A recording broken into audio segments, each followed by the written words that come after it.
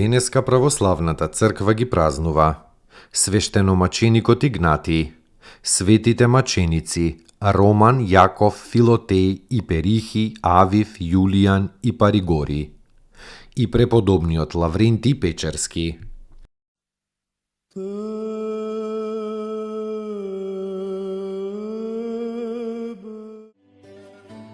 Свештеномаченикот Игнатий.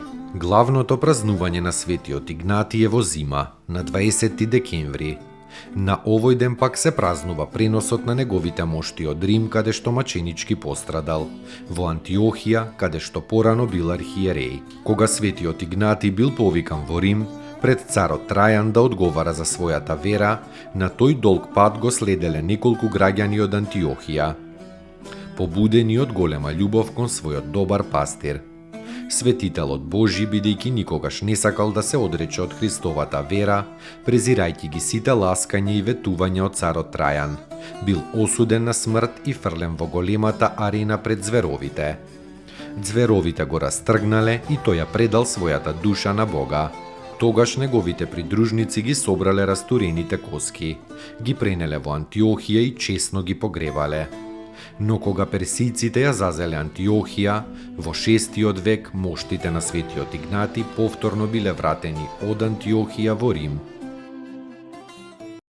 Елици во Христа крестисте ся во Христа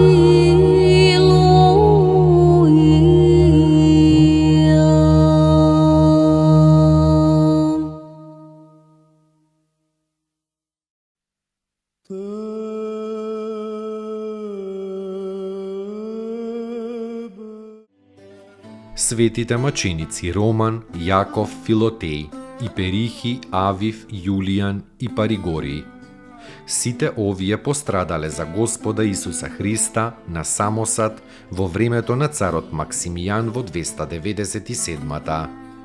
Филотеј и Перхи биле великани, а останатите биле младенци од познат род. Ги убиле незнабожците со страшна смрт, заковувајќи клинци на главата на секој од нив. Чесно пострадале и во вечна радост се вселиле.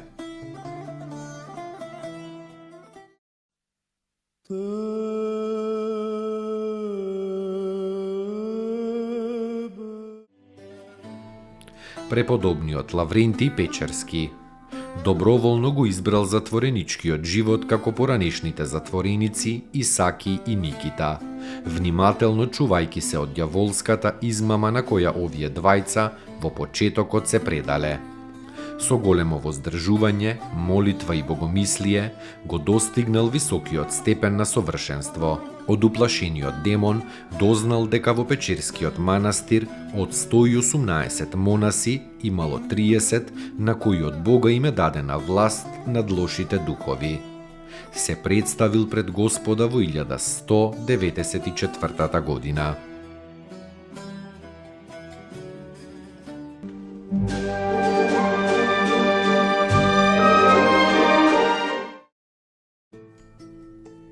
Поуки од светите отци. Човекот што ја познал мерата на својата немоќ, стигнал до состојба на совршено смирение и познавање на Бога. Зашто постојано поттикнуван кон благодарење на Бога, тој непрестајно постанува се побогат со божествени дарови. Срцето кое постојано благодари, постојано прима се поголема благодат. На благодата и претходи смирението, како што на искушението му претходи надменоста, гордоста. Ава Исак. Te